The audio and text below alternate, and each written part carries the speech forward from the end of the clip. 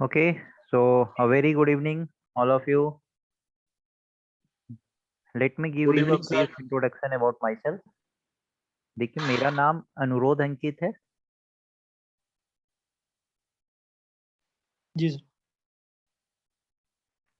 और मैं एक सिविल सर्विसेज का फैकल्टी मेंबर हूँ। मैं दिल्ली में ऑफलाइन क्लासेस कंडक्ट कराता हूँ। आपके जो क्लासेस होंगी कॉग्निटिव एकेडमी में, वो सारी ऑनलाइन क्लासेस होंगी, ऑनलाइन क्लासेस। तो इसमें कुछ सेक्शंस मैं खुद ही आप लोगों को पढ़ाऊँगा और मैं खुद ही पीओ क्वालिफाइड हूँ, but I left the job and I am in this teaching field for the past 5 years. So this was a brief introduction about me. Okay, so let's start it. आप लोग सबको पता है कि इस बार SI का जो वैकेंसी आया है वो 800 पोस्ट के लिए वैकेंसी क्रिएट किया गया है। इट्स अ ह्यूज वैकेंसी और आपके पास अभी 3 to 4 मंथ्स का एक अच्छा टाइम भी है। आपका जो भी एग्जाम होगा, इसका भी प्रॉपर डेट अनाउंस नहीं किया गया है, बट जो भी एग्जाम होगा ये नियर अबाउट 3 to 4 मंथ्स के बाद ही होगा। तो आपके पास एक गोल्डन अपॉर्चुनिटी है कि इस अपॉर्चुनिटी को सक्सेस में कन्वर्ट कैसे किया जाए। 800 पोस्ट काफ़ी ह्यूज वैकेंसी होता है और अगर आपका एक राइट स्ट्रैटेजी डेवलप रहा, एक राइट अप्रोच डेवलप रहा, तो बहुत इजीली आप इस एग्जाम को क्रैक कर सकते हैं, क्लियर कर सकते हैं। यहाँ पे कितने ऐसे स्टूडेंट्स हैं जो काफ़ी न्यू हैं, जिनको कुछ भी नहीं पता है कि एसआई में क्या होता है, कैसे पढ़ा जाता है, या आपने अभी कुछ थोड़ा-सा रीजनिंग, थोड़ा-सा मैथ्स, थोड़ा इंग्लिश, थोड़ा जीएस ऐसा कुछ पढ़ा हुआ है। तो just give me a brief introduction about yourself. Accordingly हम लोग फिर स्टार्ट करेंगे। तो एक ब्रीफ इंट्रोडक्शन दे दीजिए। कितने ऐसे स्टूडेंट्स हैं जिन्होंने अभी-अभी जस्ट स्टार्ट किया है, जिनको अभी कोई नॉलेज नहीं है कैसे पढ़ना है, किस तरीके का अप्रोच होना चाहिए, क्या स्ट्रेटजी होना चाहिए, या कितने ऐसे स्टूडेंट्स हैं जिन्होंने कुछ पढ़ रखा है पहले से?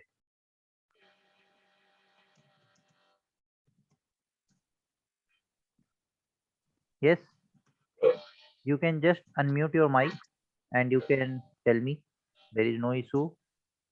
सर पढ़ रखा है पहले से थोड़ा। आपने पढ़ रखा है, ओके, वंडरफुल। चलिए देखिए, अभी आपने देखा होगा कि सिलेबस अनाउंस नहीं किया गया है। Only the yes sir. Notification is out. Syllabus, proper syllabus defined नहीं है, लेकिन जो एसआई का सिलेबस होता है उसमें होता यही है: इंग्लिश, रीजनिंग, एप्टीट्यूड,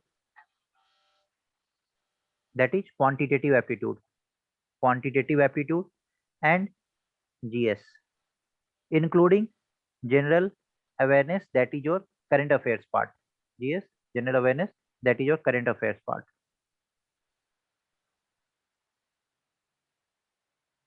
मोर और लेस सिलेबस तो यही है। अब इसमें कुछ टॉपिक्स वो इन कर सकते हैं, कुछ टॉपिक्स इसमें से आउट कर सकते हैं, बट मोर और लेस जो आपका बेसिक सिलेबस है वो तो यही होगा। इंग्लिश का पेपर होगा, रीजनिंग का पेपर होगा, क्वांटिटेटिव एप्टीट्यूड होगा और जीएस का पेपर होगा। इस जीएस में आपका जो सेक्शंस होता है वो काफी टफ नहीं होता है, काफी इजी होता है, बहुत इजीली आप उसको क्रैक कर सकते हैं। जैसे हिस्ट्री का पार्ट, जियोग्राफी का पार्ट, इसके पढ़ पॉलिटी खबर का क्या पार्ट, बना निकल लिया वही बन कैसे चैन मुझे बन के थोड़ा फिर कला इकोनॉमिक्स का बना पार्ट, है थोड़ा तना आपका बन के को निकल गया मन के इन्वायरमेंट का पार्ट।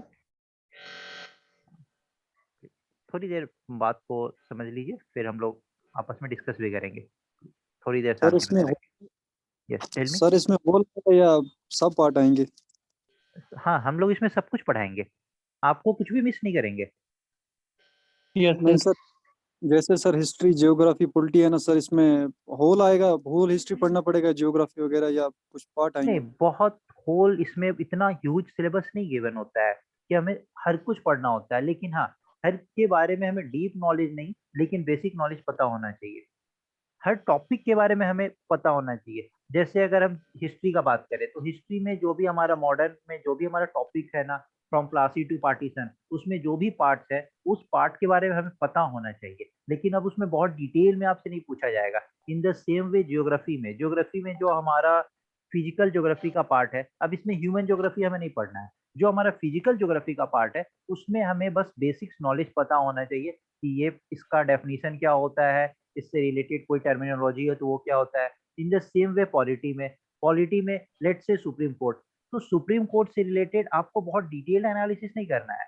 सुप्रीम कोर्ट में कितने जजेज होते हैं, सुप्रीम कोर्ट का एस्टेब्लिशमेंट कब हुआ था, सुप्रीम कोर्ट में जजेस का अपॉइंटमेंट कैसे होता है, क्या सुप्रीम कोर्ट में जजेस के नंबर को इंक्रीज किया जा सकता है। लेकिन अब जो आपका कश्मीर एडमिनिस्ट्रेटिव सर्विसेज में या सिविल सर्विसेज में जैसा क्वेश्चन आता है कि किस तरीके का अमेंडमेंट हुआ था, इसके पीछे क्या लॉजिक था, इसको यूनिफाइड जुडिशरी क्यों कहा जाता है, इस तरीके का स्टेटमेंट वाला आपको यहाँ पे नहीं पढ़ना है। आपको बस फैक्ट्स बेसिस पे आपको ये सारे क्वेश्चंस को क्लियर करना है।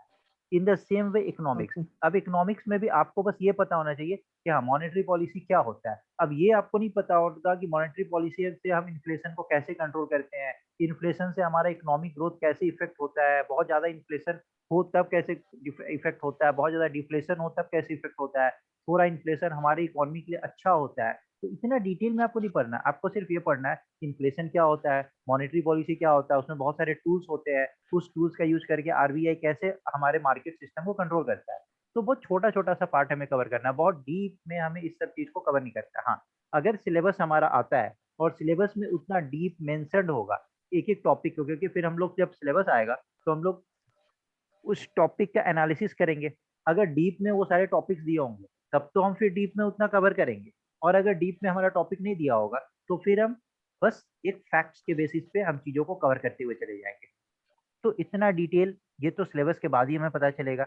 लेकिन जीएस में पढ़ना तो आपको यही है, आपको इन्वायरमेंट पढ़ना ही है, आपको हिस्ट्री, ज्योग्राफी, पॉलिटी, इकोनॉमिक्स और करंट अफेयर्स ये सब तो आपको पढ़ना ही है। तो हम लोग चीजों को पढ़ तो सकते हैं ना, हम लोग चीजों को याद तो रख सकते हैं। अगर बहुत डीप होगा तो हम लोग डीप में भी एंटर कर जाएंगे, क्योंकि यहाँ तो आपका जो अभी एआरसीएस का बैच चल रहा है, फिर अभी आपका केएस का बैच स्टार्ट होगा, इसके पहले भी आपके केएस का बैच था। तो वहाँ पे तो हम लोग इतना डीप स्टडी करते हैं, लेकिन एसआई में उतना डीप इंफॉर्मेशन रिक्वायर्ड नहीं होता है। But still if there will be demand so we will fulfil it. Okay, फिर आपका क्वांटिटेटिव एप्टीट्यूड का पार्ट है। इस क्वांट के सिलेबस को हमें डिकोड करना है। देखिए जो क्वांट का जो बेसिक सिलेबस है वो तो हमें कवर करना ही है। क्वांट का बेसिक सिलेबस में क्या होता है, जस्ट लाइक आपको बेसिक कैलकुलेशन पता होना चाहिए थोड़ा सा, क्योंकि अगर बेसिक कैलकुलेशन नहीं पता होगा तो आप आगे प्रोसीड नहीं कर पाएंगे। जैसे डेटा इंटरप्रिटेशन का आजकल एसआई वगैरह में भी क्वेश्चन देखने को मिल रहा है, बहुत सारा एसआई का एग्जाम होता है जिसमें डेटा इंटरप्रिटेशन से रिलेटेड क्वेश्चन होता है। फिर हमें मैथ्स में जो अर्थमेटिक पोर्शन है, अर्थमेटिक पोर्शन लाइक हमारा जो परसेंटेज है, एवरेज है, प्रॉफिट एंड लॉस है, कंपाउंड इंटरेस्ट, सिंपल इंटरेस्ट है, देन हमारा बोट एंड स्ट्रीम है, देन टाइम एंड वर्क है, पाइप्स एंड सिस्टर्न है, टाइम एंड डिस्टेंस है, ट्रेन है। इन सब से रिलेटेड टॉपिक्स को तो हमें कवर करना ही करना है। इसके बाद अगर मैथ्स में अगर हम देखते हैं क्वांटिटेटिव एप्टीट्यूड में कि आपका एडवांस मैथ्स पूछा गया है, advance maths in the sense कि अगर आपका सिलेबस में जियोमेट्री मेंशन्ड है, अगर आपके सिलेबस में ट्रिग्नोमेट्री मेंशन्ड है, तो फिर हम लोग क्या करेंगे, हम लोग इन सब चीजों को भी यहाँ पे कवर करेंगे। अब प्लीज थोड़ी देर के लिए अपना माइक ऑफ कर ले, इनका माइक। माइक म्यूट करें यार। ठीक है, अब अगर सिलेबस आपका आता है, सिलेबस में गिवन है कि ज्योमेट्री से भी क्वेश्चन आएगा, ट्रिग्नोमेट्री से भी क्वेश्चन आएगा, तो वी कैन हम लोग फिर क्या करेंगे, इस चीजों को डिकोड करेंगे, और डिकोड करके हम लोग क्या करेंगे, इस ट्रिग्नोमेट्री से रिलेटेड जैसे हाइट एंड डिस्टेंस, तो हम लोग देखेंगे कि नहीं अगर ट्रिगोमेट्री मेंशन्ड है, जियोमेट्री अगर थोड़ा भी मेंशन्ड है, तो मतलब हाइट एंड डिस्टेंस से भी रिलेटेड क्वेश्चन आ सकता है। तो फिर हम लोग उन सब टॉपिक्स को भी कवर करेंगे। लेकिन अभी के लिए क्या है, जब तक सिलेबस नहीं आया है तो जो हमारा बेसिक्स टॉपिक है उसको तो हम पहले कवर करें, क्योंकि हमारे पास जो टाइम होगा वो तो 3-4 मंथ्स का ही टाइम होगा। सिलेबस आएगा, सिलेबस की 1 महीने बाद आपको पता चलेगा, 1 या 1.5 महीने बाद कि आपका पेपर होना है। तो उस सिनेरियो में आप इतने सारे टॉपिक्स को एक साथ कैसे कवर करेंगे, वो फिर आपके लिए बहुत बड़ा चैलेंज होगा। मैं बार बार म्यूट कर रहा हूँ, Dilawar please mute your yes mic. Sir.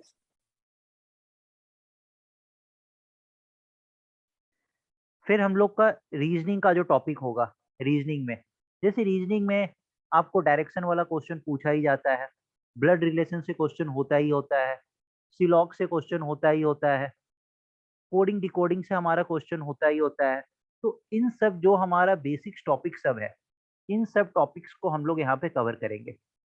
अगर रीजनिंग के पार्ट में सिलेबस में अगर लॉजिकल रीजनिंग भी मेंशन होता है, तो हम लोग फिर वहां से चीजों को कवर करेंगे कि जो इन्फरेंस वाला क्वेश्चन होता है, जो पैसेज वाला क्वेश्चन होता है, उन सब क्वेश्चंस को हम लोग कैसे कवर करें। अगर इसमें सिलेबस में दिया रहता है इनपुट आउटपुट से रिलेटेड क्वेश्चन, तो ये सब थोड़ा सा एडवांस सिलेबस हो गया। अगर ये मेंशन है तब हम लोग इस चीज को कवर करेंगे, और अगर ये मेंशन नहीं है तो जो हमारा बेसिक जो सिलेबस में होगा, तो बेसिक चीज तो हम लोग अभी से स्टार्ट कर रहे हैं और उसी चीज को हम लोग अकॉर्डिंगली कवर करते चले जाएंगे।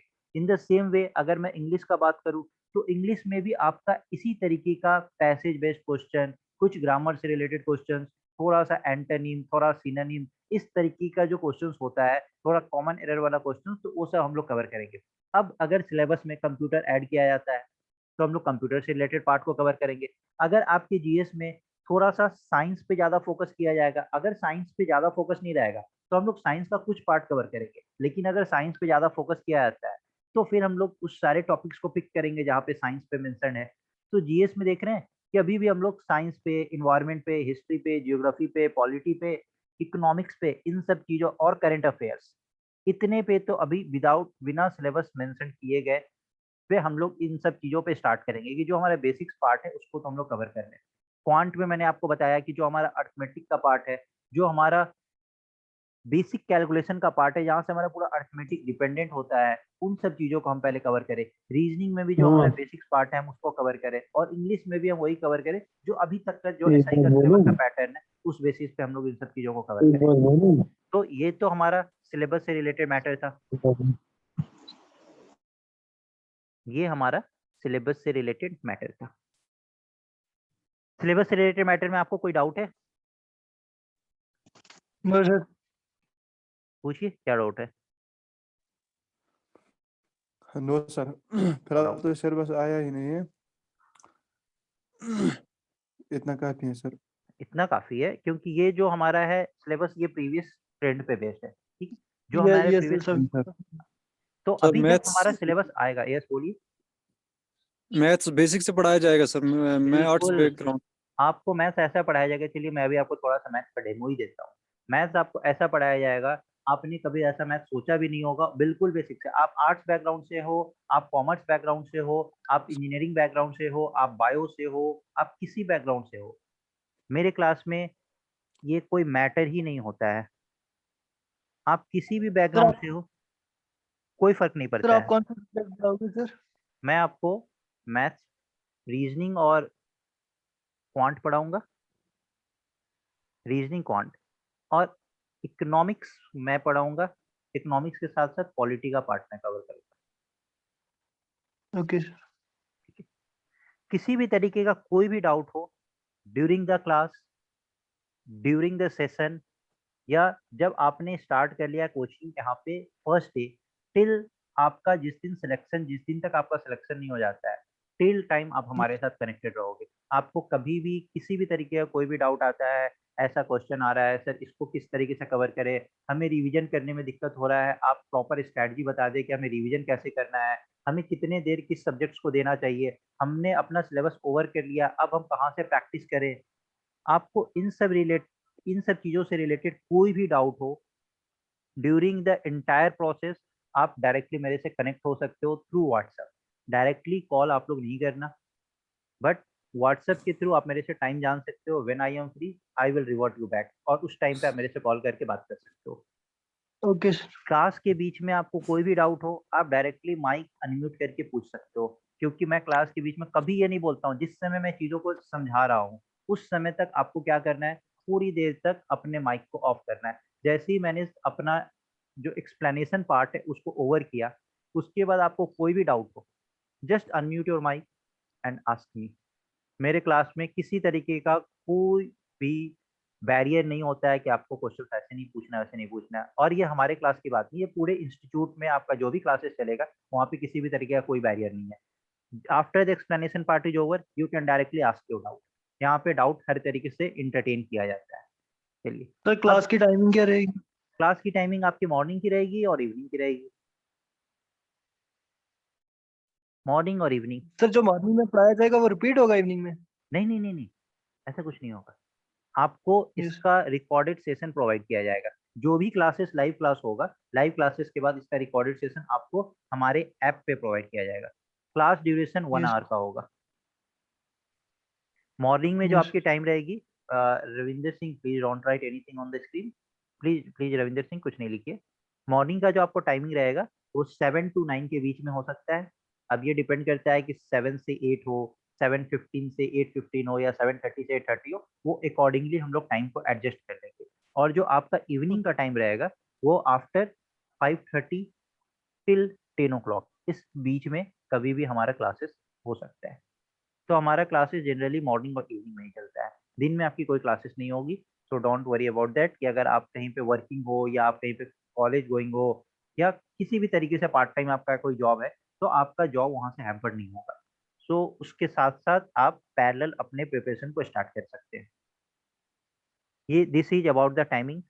फी स्ट्रक्चर आपको पता होगा, 3500 फी है, जिसमें आपको 500 आपका रजिस्ट्रेशन फी है और 3000 आपका कोर्स का टोटल फी है। This is your fee structure. इससे रिलेटेड और कोई डाउट है आप लोगों को? 2 नवंबर से हमारा बैच स्टार्ट होने जा रहा है। 2 नवंबर से। अब अगर जिसके मन में रजिस्ट्रेशन करने के बाद कितने दिन के बाद फी पे करनी है सर? रजिस्ट्रेशन करने के बाद आपकी बैच स्टार्ट हो जाएगी। उसके 5 डेज के बाद जैसी बैच स्टार्ट होगी 5 to 6 डेज के अंदर फिर आपको 1500 रुपीज फर्स्ट इंस्टॉलमेंट पे करना होगा। First instalment. सेकंड इंस्टॉलमेंट कब देनी है सर? सेकंड इंस्टॉलमेंट फिर आपको दिसंबर में देना है। अच्छा, ओके सर। हाँ, क्लास जो होगा वो जूम एप्लीकेशन पे होगा। जूम पे क्लास होगा, गूगल मीट पे नहीं, जूम पे होता है। क्योंकि गूगल मीट पे क्या होता है, हमारा रिकॉर्डेड सेशन प्रोवाइड नहीं हो सकता है। रिकॉर्ड करना वहाँ मुश्किल होता है, फिर उसके लिए हमें ओबीएस के थ्रू रिकॉर्ड करना होगा। वो हम लोग करते हैं, लेकिन ओबीएस के थ्रू रिकॉर्ड करेंगे और उसको जब हम लोग अपलोड करेंगे तो आपके लिए वो काफ़ी उसका साइज बड़ा हो जाता है, तो फिर आपको यूज करने में वो यूजर फ्रेंडली उतना नहीं होता है। तो इसलिए सर हम लोग रजिस्ट्रेशन कहाँ पे करनी है जाके? रजिस्ट्रेशन के लिए number 9797898208, this is the number. इस पे आपको 500 रुपीज का आप पेमेंट कर सकते हैं किसी भी तरीके से, किसी मोड से। 500 रुपीज का आपको पेमेंट करना है और उसका स्क्रीनशॉट लेके आपको शेयर करना है इसी ओके नंबर पे। इस नंबर पे आप स्क्रीनशॉट लेके शेयर करिए, या फिर आप मेरे नंबर पे भी शेयर कर सकते हैं 7827079882। लेकिन रजिस्ट्रेशन आपको इसी नंबर पे करना है। 500 रुपीज का जो पेमेंट होगा वो 9797898208, इसी पे आपका रजिस्ट्रेशन होगा। ओके, चलिए। Okay sir. अब दूसरी बात, बहुत ओके लोगों सर। को ये कंफ्यूजन रहता है कि सर हमने बैकग्राउंड ही मेरा कुछ नहीं है, हम आर्ट्स बैकग्राउंड से, हम कैसे कर सकते हैं? इस एग्जाम में मैथ्स आता है, मैथ्स एक बहुत बड़ा बैरियर होता है। हम आर्ट्स बैकग्राउंड से हैं तो हम बहुत इजीली हम जीएस को कवर कर सकते हैं। हम आर्ट्स बैकग्राउंड से हैं तो ठीक है, हम इंग्लिश को भी कवर कर सकते हैं। लेकिन सर मैथ्स और रीजनिंग ये तो बिल्कुल हमने कभी पढ़ा ही नहीं है, ये तो हमें पता ही नहीं है, बस टेबल के अलावा तो हम कुछ जानते भी नहीं है। और बहुत ऐसे स्टूडेंट्स होंगे जिन्होंने ये सोचा होगा कि हमें तो टेबल भी याद नहीं है। अगर मैं भी आपसे पूछूं कि 17 का टेबल, तो आप लोग वहां भी कंफ्यूज हो सकते हैं। I am not yes sure, sir. But आप कंफ्यूज हो सकते हैं। तो सारे स्टूडेंट्स का सबसे बड़ा चैलेंज तो यही होता है कि हमें मैथ्स को कैसे कॉप अप करना है। मैथ्स तो एक बहुत ही बड़ा बैरियर है, इसी कारण से हमारा एसआई का नहीं पेपर क्लियर हो पाता है। अभी जेएनके का अभी बैंक का नोटिफिकेशन आया है, तो हम लोग सर इसी कारण से बैंक का एग्जाम नहीं देते हैं। तो why maths is a barrier for you all. Maths का जो बैरियर है उसको ब्रेक करिए। लाइफ में कोई भी बैरियर आता है तो उसको ब्रेक किया जाता है ना। बहुत बड़े बड़े लोगों के सामने बहुत बड़ा बड़ा बैरियर आया है, उन्होंने ब्रेक किया ना। ये तो छोटा सा बैरियर है, तो just try to break it. कैसे ब्रेक करेंगे, मैं आपको उसमें हेल्प करूंगा बैरियर ब्रेक करने में। चलिए एक दो हम लोग डेमो देखते हैं। अगर मैं आपसे पूछूं किसी भी नंबर को, कोई भी नंबर आप बोलिए, कोई छोटा नंबर बोलना है, बड़ा नंबर बोलना है, कोई भी नंबर बोलिए। जैसे कोई नंबर ले लेते हैं 242। मैं आपको बोलूं कि एक बार आप इस नंबर को 5 से मुझे मल्टीप्लाई करके बताइए। आप लोग सब क्या करेंगे, कॉपी पेन उठाएंगे और इसको 5 से मल्टीप्लाई करने स्टार्ट करेंगे इन द वे 5 2 जा 10, 0 1 कैरी, देन 5 4 जा 20, 0 20 21 एंड ऐसे आप यहाँ पे लिखते चले जाएंगे। क्लियर है? यस ऐसे ही करेंगे। ओके, बट ऐसे करना नहीं है।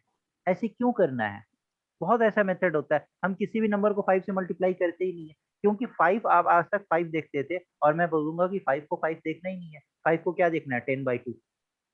5 को 5 देखना ही नहीं है, 10/2 देखना है। वंडरफुल, 10/2। अब ये 10/2 का क्या मतलब है? इस नंबर को 5 से नहीं मल्टीप्लाई करना है, इस नंबर को क्या करना है? 10 से मल्टीप्लाई करना है। तो 2420 और 2420 का क्या करना है? हमें हाफ कर देना है। तो अब ये सब हम माइंड में कैलकुलेट करेंगे। 2420 मतलब 2400 का हाफ 1200 और 20 का हाफ 10। 1210 आपका आंसर आ गया। कोई भी नंबर, दुनिया का कोई भी नंबर मैं आपको बोलूँ ना, आप इस तरीके से 5 से मल्टीप्लाई कर सकते हैं। अगर हम बोले 25 से मल्टीप्लाई करने के लिए, लेट्स से कोई नंबर ले लेते हैं 88 इंटू 25। माइंड में कैलकुलेट करना है, नहीं करना है ऐसे। 88 इंटू 25। अब ये 25 क्या है? ये 25 आपका 100/4 है। तो हम क्या कर रहे हैं? हम इस जो नंबर गिवन है ना, उस नंबर को पहले 4 से डिवाइड करके और 2 जीरो पुट कर दे रहे हैं। ये तब है जब वो नंबर 4 से डिवाइड होगा। जब 4 से डिवाइड नहीं होगा तो भी मैं आपको रूल बताऊंगा। तो देखिए, इस नंबर को 4 से डिवाइड करिए, क्या होगा? 22। 22 इंटू 100, 2200। 48 इंटू 25, बताइए क्या होगा आंसर? इस नंबर को क्या करना है? 4 से डिवाइड करना है। बोलिए क्या होगा 4 से डिवाइड करने के बाद? 1200 1200। वंडरफुल, 1200। मैं आपको वो भी बताऊंगा कि अगर ये नंबर 4 से डिविजिबल नहीं है तब क्या होगा। इसी तरीके से बहुत सारे ट्रिक, मैथ्स को ऐसे ना अलग तरीके से देखते हैं। मैं आपको कोई बेस नंबर को मल्टीप्लाई करने बोलूँ, कोई भी बेस नंबर का मतलब ये होता है कि कोई नंबर 10 के आसपास हो, 100 के आसपास हो, 1000 के आसपास हो, 10,000 के आसपास हो, ऐसा कोई भी नंबर हो उसको मल्टीप्लाई करने में आपको बोलूँ। कैसे करेंगे इन सब नंबर को मल्टीप्लाई? लेट्स से कोई 100 के आसपास का कोई नंबर है, लेट्स से 107 इंटू 108। कैसे करेंगे? आप मुझसे बोलेंगे कि सर आप बताइए कैसे करेंगे, तो मैं डायरेक्टली इसका आंसर बोलूंगा, पता है? 11556। आप बोलेंगे सर आपने कैसे लिखा, आपको याद था? आपको दूसरा नंबर दीजिएगा तो भी मैं ऐसे ही लिख दूंगा। कैसे लिखा? तो अब सर आप मुझे भी सिखाइए। तो बिल्कुल यही सिखाने बैठे हैं ना। तो देखिए कैसे होता है। कोई भी नंबर आप ले लीजिए जो 100 के आसपास का नंबर हो। ये बताइए ये नंबर 100 से कितना ज्यादा है? 107 कितना ज्यादा 100 से? 107 100 से कितना ज्यादा है? 7 ज्यादा है ना। जी सर। 108 100 से कितना ज्यादा है? 8 ज्यादा है। तो 107 100 से कितना ज्यादा है? तो यहाँ पे लिख दीजिए +7। 108 100 से कितना ज्यादा है? तो 8 8 ज्यादा है, +8। अब क्या करते हैं? तो क्रॉस ऑपरेशन करते हैं, या तो 107 में 8 ऐड कर दीजिए और 108 में 7 ऐड कर दीजिए। तो ये क्या हो जाएगा? 115। 107 + 8 115। 2 जीरो, क्योंकि 100 का बेस है 2 जीरो, और 8 7 जा 56, इसको ऐड कर दीजिए 11556। 2 से 3 बार करेंगे तो इस तरीके के नंबर को आप माइंड में कैलकुलेट करके बता देंगे ये होगा। यस सर अगर मैं आपको कोई नंबर दूं 100 112 112 इंटू 104, बताइए क्या होगा answer?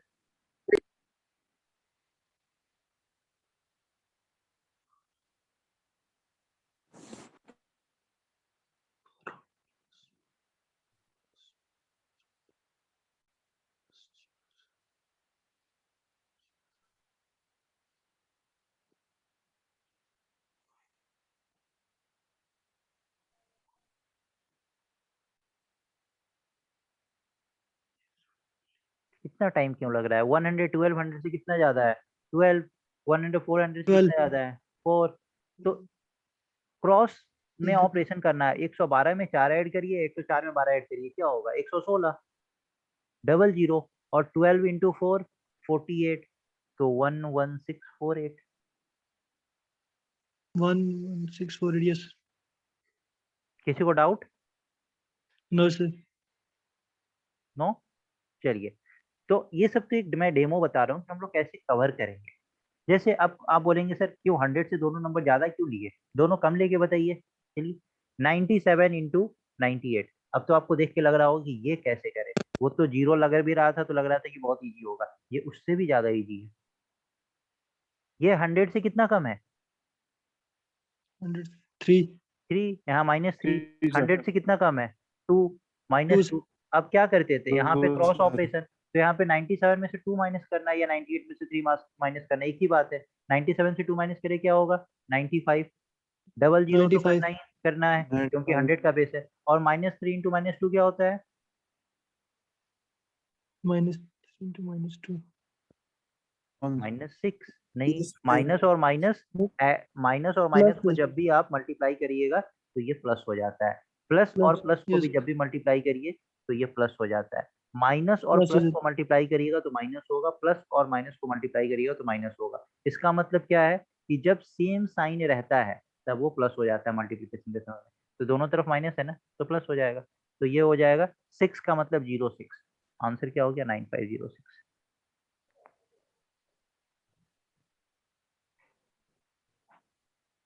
Yes sir 92 into, let's say कोई और नंबर ले ले, 96।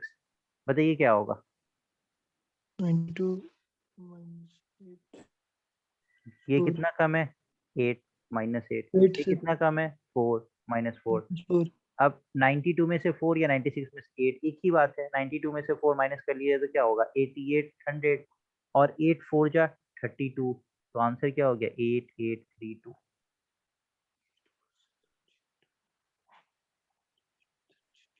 यस सर इसी तरीके से बहुत सारा चीज होता है। जैसे कोई नंबर जब 5 से एंड हो रहा होता है तो उसका मल्टीप्लिकेशन कैसे करते हैं? जैसे पहले तो कि 5 से एंड होने वाला का स्क्वायर देख लेते हैं। अब आपने ये जो देखा ना कि अभी 97 98, अगर मैं इसी में आपसे पूछूं कि बताइए 102 का स्क्वायर क्या होगा, तो आपको पता है ना, इसी में 2 ऐड कर दीजिए, 104, और 2 का स्क्वायर क्या होता है? तो 04। 103 का स्क्वायर क्या होगा? तो आपको क्या करना है, इसमें 3 ऐड कर देना है, 106, और 3 का स्क्वायर 09। यही तो कर रहे हैं। 103 का स्क्वायर मतलब 103 इंटू 103। ये कितना ज्यादा है? तो +3। ये कितना ज्यादा है? +3। यहाँ पे क्रॉस एडिशन कर दिए तो ये क्या हो गया? 106 00, और 3 इंटू 3 09। तो आ गया ना 10609। अब आप कोई भी स्क्वायर यहाँ से आप बता सकते हैं। अगर मैं आपसे पूछूं 98 का स्क्वायर, 98 का स्क्वायर, तो बहुत इजीली आप इसको बता सकते हैं 98 का स्क्वायर क्या होगा। क्या करना है, ये कितना कम है? 2, तो 96, और 2 का स्क्वायर 04। अब आप बोलेंगे सर कैसे आपने लिख दिया, तो आप भी थोड़ा सा लर्न समझ कर लीजिएगा तो आप भी लिख दीजिएगा। 9, ये कितना कम है? 2, ये कितना कम है? 2, क्रॉस। 2 हाँ, तो 98 में से 2 गया 96, और -2 इंटू -2 तो 04। आंसर क्या हो गया? 9604। 04 यस अब कोई भी स्क्वायर लिख दीजिएगा आप, कोई दिक्कत नहीं है। आपसे मैं पूछूं 92 का स्क्वायर, बताइए क्या होगा? तो 92 ही कितना कम है? 8। तो 92 में से 8 माइनस करेंगे, 92 से में से 8 माइनस करेंगे तो क्या आएगा? 84। और 8 का स्क्वायर 64। तो 8464 इज योर आंसर। होगी। बहुत इजी है मैथ्स को ना, एक द डिफरेंट नज़र से हम लोग देखेंगे। किसी भी नंबर को हमें कैसे मल्टीप्लाई करना है, हम लोग उन सब चीज़ों को भी लर्न करेंगे। पहले चलिए देखिए, अगर कोई नंबर 5 से एंड होता है तो उसका स्क्वायर कैसे निकालते हैं? जैसे मैं आपसे पूछूं 45 का स्क्वायर क्या होगा, तो क्या करते हैं? 5 5 या 25, जो नंबर दिया रहता है उसमें 1 ऐड करके उसी नंबर से मल्टीप्लाई कर देते हैं। तो 4 + 1 that is 5, 5 into 4 that is 20। तो आंसर इज 2025। Answer is 2025। अगर मैं आपसे पूछूं 65 का स्क्वायर तो क्या होता है? 5 5 या 25, और 6 + 1 yes 7, 7 into 6 42। 4225 is your answer. जब हम लोग पूरा मैथ्स कवर करेंगे ना, तो इट्स माय गारंटी कि ऐसा एक भी क्वेश्चन नहीं होगा जिसमें पूरे मैथ्स के पूरे वर्ड प्रॉब्लम को सॉल्व करने में आपको 30 सेकंड से ज्यादा का टाइम लगेगा। बहुत ऐसा क्वेश्चन होगा जो आप देखेंगे और बताएंगे ये आंसर है। हम लोग इस लेवल पे मैथ्स को क्लियर करेंगे। जो भी आपका मैथ्स का बैरियर होगा ना, वो सारा बैरियर खत्म हो जाएगा। ओके सर आप किसी भी बैकग्राउंड से हो, कोई फर्क नहीं पड़ता, इसलिए परेशान नहीं होने की जरूरत है कि सर मेरा आर्ट्स बैकग्राउंड है, मेरा कॉमर्स बैकग्राउंड है, कोई भी बैकग्राउंड हो, इट डजेंट मैटर। उसके बाद मैं आप लोगों को थोड़ा सा और कुछ पार्ट दिखाना चाहता हूँ कि देखिए कि हम लोग और भी चीज़ों को कैसे कवर करेंगे। वेट।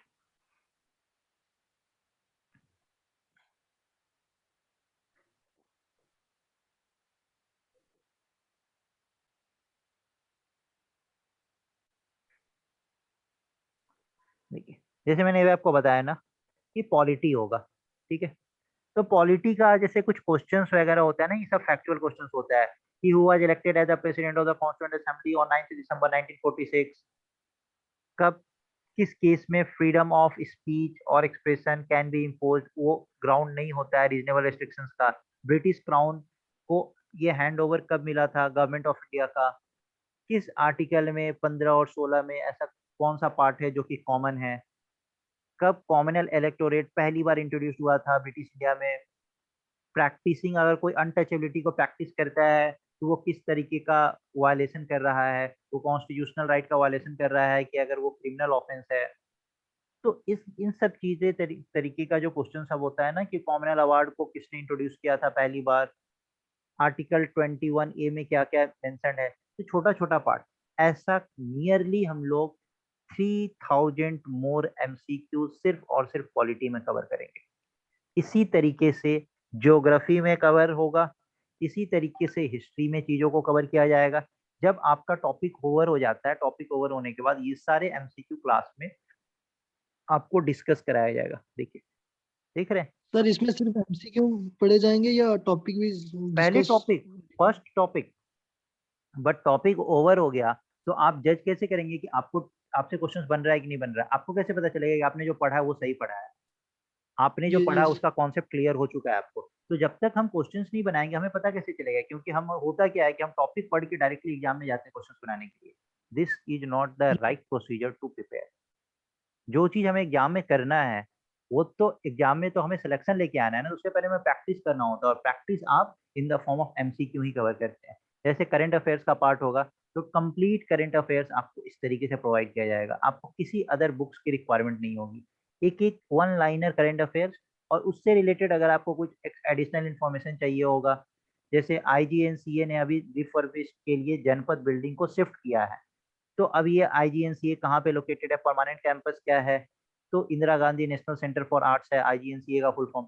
तो इस तरीके से ना फ्लिपकार्ट ने एक शॉप्सी ऐप लॉन्च किया है। तो ये अब शॉप्सी ऐप क्या है, ये आपसे एग्जाम में सीधा पूछा जाएगा कि which social media has launched online shopping has launch Shopsy app. तो आप डायरेक्टली ये सब चीज को बता सकते हैं, या अगर उससे रिलेटेड कुछ एम पूछा जाए कि उसका एम क्या था, तो इस तरीके से हम लोग चीजों को यहाँ पे कवर करेंगे।